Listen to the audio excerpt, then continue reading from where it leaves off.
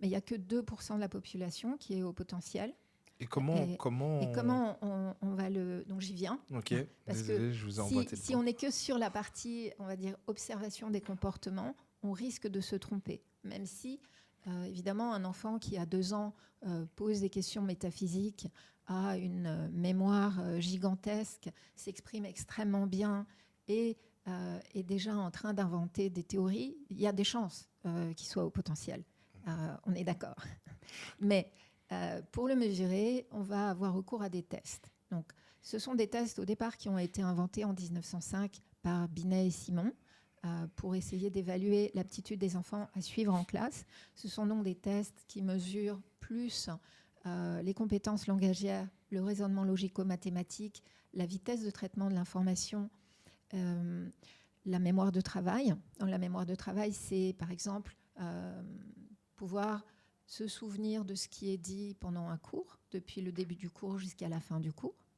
Donc, réussir en fait à attraper des éléments de connaissance et les réutiliser dans un temps relativement court. C'est très utile en classe parce que si on a oublié ce que le prof a dit au début du cours, on n'est pas capable de suivre le cours jusqu'à la fin.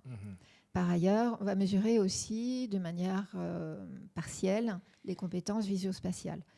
Donc, ces tests, au départ, ils étaient assez simples, ceux que Binet et Simon ont mis en place. Ils ont été développés ensuite par David Wechsler aux États-Unis. C'est ce qu'on appelle aujourd'hui les tests. Donc, pour les adultes, c'est la VICE. Pour les enfants, à partir de 8 ans, je crois, c'est la WISC. Avant, c'est une autre échelle. Mais ce sont des échelles qui ne mesurent que certaines formes d'intelligence.